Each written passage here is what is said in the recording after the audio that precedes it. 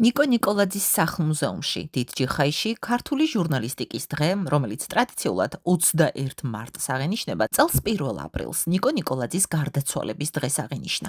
თარიღის ცვლილება პატრიარქის გარდაცვალების გამო გამოცხადებულმა გლოვის დღეებმა განაპირობა, რის გამოც ღონისძიება სიმბოლურად სწორედ დიდი მოღვაწის ხსოვნას დაუკავშირდა. ღონისძიება სახლ-მუზეუმის ადმინისტრაციის და ადგილობრივი მედიის ერთობლივი ტრადიციაა, რომელიც მესამე წელია იმართება. როგორც დიდ ნიკოს ჩვეოდა, მისი სახელობის სახლ-მუზეუმიც წლებია არ წყვეტს საზოგადოებასთან ცოცხალ და აზრობრივ კავშირს. აქ ტრადიცია მხოლოდ წარსულის გახსენება კი არაა, არამედ ის მუდმივად ახლდება, თანამედროვე პრაქტიკულ ფორმებს იძენს და ახალ თაობასთან დიალოგში აგრძელებს არსებობას. მუზეუმი დღემდე რჩება სივრცედ, სადაც იდეები ცოცხლობს, დისკუსია, ზოგჯერ ცხარე კამათიც კი გრძელდება და ნიკოლაძის ხედვა პროგრესზე, განათლებასა და თავისუფალ სიტყვაზე ყოველდღიურ რეალობაში გარდაიქმნება. ნიკო ნიკოლაძე არის პირველი ქართველი ჟურნალისტი და წელს წარმოდგენილი იყვნენ სამტრედიის სხვადასხვა სკოლის მოსწავლეები. ბავშვებმა შესანიშნავად წარმოადგინეს ნიკო ნიკოლაძე თანამედროვე ხედვებით. ნიკო ნიკოლაძე რომ ყოფილიყო დღეს 21 საუკუნის ტექნოლოგიებით აღჭურვილ გარემოში. როგორი ურთიერთობის ფორმატს აირჩევდა. როგორი იქნებოდა იგი როგორც ინფლუენსერი, როგორი იქნებოდა მისი პოზიციონირება და საზოგადოებასთან ურთიერთობა სოციალური პლატფორმების მეშვეობით. ეს დღევანდელი ჩვენი მოკრძალებული ღონისძიება საინტერესო იყო იმიტომაც რომ გარდა ადგილობრივი გაზეთ სამტრედიის მაცდის ტელეკომპანია ზარის წარმომადგენლებისა და ამის შემდეგ აქ ადგილობრივი თვითმმართველობის წარმომადგენლებიც იყვნენ, პედაგოგიური საზოგადოების წარმომადგენლები, ანუ მართალია მცირე რაოდენობა, მაგრამ მასშტაბური იყო წარმომადგენლობითი თვალსაზრისით და იმედი გვაქვს რომ მომავალში გავაგრძელებთ ამ ტრადიციას.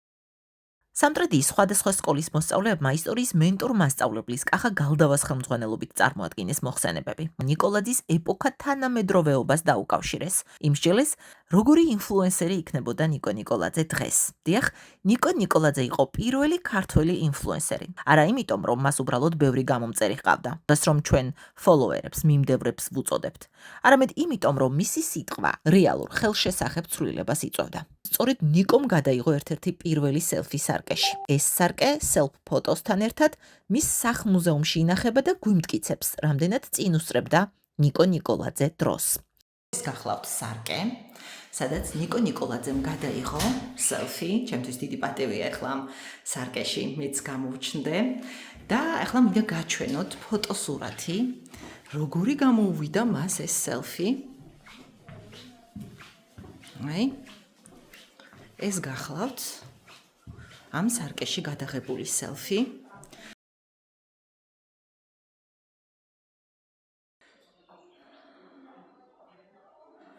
აბა, ინფლუენსერები რას იტყვიან, როგორ მოსწონთ? აი ესეთ სელფი გახლავთ. ესეთ სელფი გახლავთ. ხედავთ ხომ, როგორ სელფებს იღებდა, ნამდვილად ტექნიკურ უნარებს ვერ დაუწუნებთ. ისევ როგორც მის ნაცხოვრებ გზას ხომ ასეა. ძალიან ორიგინალური ფოტოები აქვს გადაღებული. საკუთარი თავის დაფიქსირება, მესიჯის გადაცემა და საზოგადოებასთან პირდაპირ კომუნიკაცია. ეს ხომ დღეს სოციალური მედიის მთავარი არსია. გამოდის, რომ ნიკო პირველი ქართველი ინფლუენსერია, რომელმაც იდეების გავრცელება და საზოგადოებრივი აზრის ფორმირება ბევრად უფრო ადრე დაიწყო, ვიდრე ეს ციფრულ ეპოქაში გახდა შესაძლებელი. ევროპამ ცხადად უთუოდ და უთუნცაოდ უჩვენა, რომ რუსეთის იმპერია უსაზღროდ ჩამორჩენილი სახელმწიფოა. დღეს რომ ნიკო ცოცხალი ყოფილიყო, აუცილებლად აქტიური იქნებოდა სოციალურ მედიაში. არა მხოლოდ პოსტების წერისთვის, არამედ იდეების გასავრცელებლად და საზოგადოების გამოსაღვიძებლად.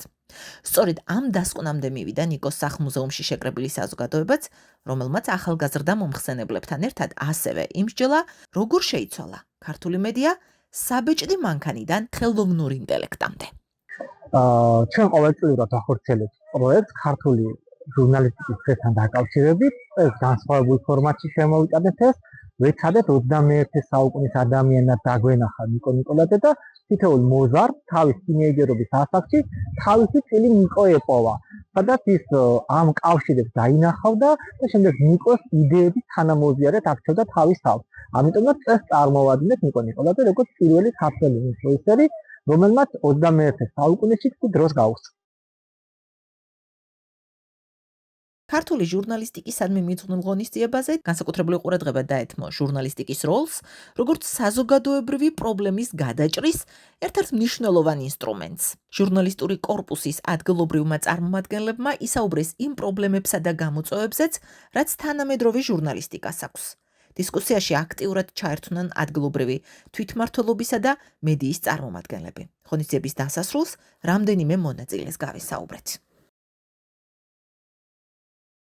სადაც ნიკო ნიკოლაძე AI-ს გამოიყენებდა, ჩემი აზრით სოციალურ ქსელსაც გამოიყენებდა და ყველა პლატფორმას მოერგებოდა, ესე რომ ვთქვათ, თუნდაც Facebook-ი, Instagram-ი, TikTok-ი იქნებოდა ის სივრცე, სადაც ახალგაზრდების თავმოყრის ადგილი იქნებოდა. და ახალგაზრდებს გააცნობდა თავის შეხედულებებს, მოსაზრებებს, რაც შემდეგ მათთან ერთად განახორციელებდა. და მთავარი ალბათ რა სიახლეს მე შევიდინე ამ ყოველივისგან იყო ის რომ ჟურნალისტიკა სწორედ ეს არის გამოწვევებით სავსე პროფესია, სადაც არა ერთი აზრი, არამედ ბევრი აზრი იყოს მონაწილეობასთან, მთავარია რომ აზრთა სხვადასხვაობა იყოს ინდივიდების განვითარებისთვის.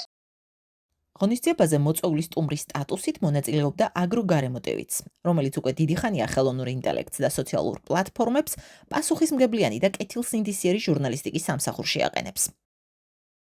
ჩვენი რედაქცია ამ ინსტრუმენტებს იყენებს არა მხოლოდ ინფორმაციის გავრცელებისთვის, არამედ საზოგადოების უკეთ ინფორმირებისთვის, რომელზეც ეჯგარეშია უარს არც ნიკო ნიკოლაძე იტყოდა.